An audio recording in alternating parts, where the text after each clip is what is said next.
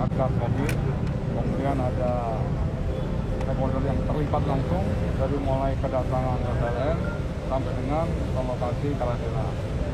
Prinsipnya tim yang sudah dibentuk oleh Pak Kapolri akan menindak tegas siapapun yang terlibat terkait menyangkut masalah pelanggaran kekarantinaan.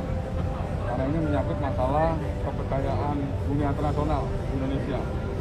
Bahwa untuk sistem kekarantinaan di Indonesia harus berjalan dengan baik dari mulai kedatangan sampai dengan proses nanti pemantauan oleh monitoring aplikasi presisi yang sudah diresmikan oleh Bapak Kapolri sampai menuju ke lokasi hotel yang ditunjuk untuk melaksanakan karantina. Itu harus diperketat ya semuanya. Dan Polri sudah pernah melakukan penindakan ya, terhadap oknum-oknum yang terlibat langsung di dalam penyalahgunaan karantinaan. Khususnya Polda Metro Jaya sudah melakukan penindakan. Dan ini tentunya juga akan terus kita lakukan secara bersama-sama untuk melakukan dan memitigasi pelanggaran-pelanggaran kekarantinaan yang dilakukan oleh oknum-oknum tertentu. Ya, ini merupakan komitmen Bapak Kapolri melakukan tindakan secara tegas sesuai dengan prosedur hukum kepada siapapun yang melakukan pelanggaran. Pak, penindakan ini kan juga sudah pernah dilakukan, bahkan sudah masuk ke pengadilan untuk kasus lainnya dulu Pak. Sebenarnya celah-celah untuk potensi mafia karantina ini ada di mana aja sih Pak? Apakah di bandaranya, di hotelnya, atau di mana Pak dari analisa awal Pak? Ya, kasus yang pernah ditangani, kelemahannya adalah di pengawasan di bandaranya. Ya, dari mulai pintu kedatangan, dia keluar dari pesawat. Ya, ini ada dalam tanda kutip pada oknum-oknum yang menyalahgunakan kewenangannya. Yang bersangkutan menjemput, kemudian menawarkan jasanya, dan inilah yang membuat keresahan dari warga negara asing. Ya, oleh karena di situ nanti akan dipotong. Ya, dari hasil komunikasi dan koordinasi dengan pihak imigrasi, tentunya sudah tidak ada lagi. Ya, jalur-jalur tersebut harus clear dari orang-orang yang mencoba untuk memanfaatkan situasi tersebut. Ya, kemudian juga kita antisipasi bersama dari mulai pintu keluar imigrasi itu sudah dilakukan aplikasi monitoring presisi ya, sampai dengan nanti pengantaran ke tempat hotel karantina tersebut. Termasuk ya, pada saat karantina ya, jangan sampai ada pelanggan-pelanggan lain. Kemarin Bapak Menteri sudah menyampaikan untuk masa karantina kita dari 7 hari kan menjadi 5 hari. Ini jangan sampai dilakukan pelanggaran dan harus sama-sama kita tegakkan apa yang menjadi regulasi dan aturan dari pemerintah yang sudah ditetapkan.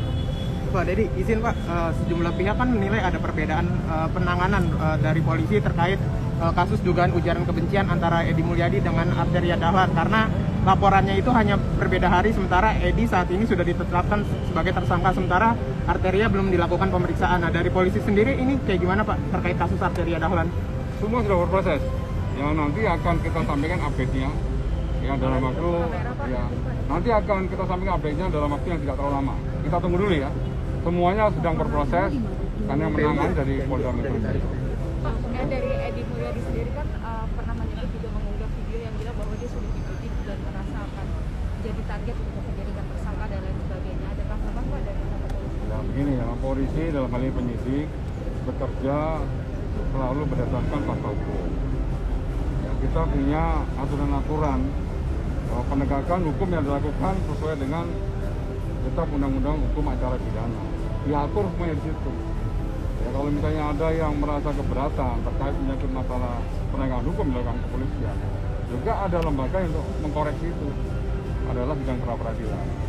Ya, jadi semua mekanisme yang dilalui sudah sesuai dengan prosedur kitab undang-undang hukum acara pidana. Pak, terkait usut tuntas mafia karantina Pak, yang terkait Rahel V-nya, apakah sudah dilakukan pemanggilan Pak, usutan yang terkait rangkaian kasus dia Pak? Ya, prosesnya oleh Polda Metro Jaya. Dan semuanya sedang berproses. Apabila sudah ada update-nya akan disampaikan kepada kita. Yang dilaporkan Maki ke Baris Krim Polri Pak, yang terkait dugaan adanya tindak pidana korupsi Pak. Nah, suap gitu Pak. Suapnya sudah ditangani, nanti akan kita sampaikan. Ya, terkait suapnya sudah ada. Ya, soal proses. Sudah ada pemanggilan terhadap Rahel V-nya begitu Pak, apa perkembangannya Pak? Baru beberapa saksi yang sudah diminta keterangan. Berapa hari ini coba saya sampaikan. Saya konfirmasi dulu ke Direktorat tipikor nanti akan disampaikan.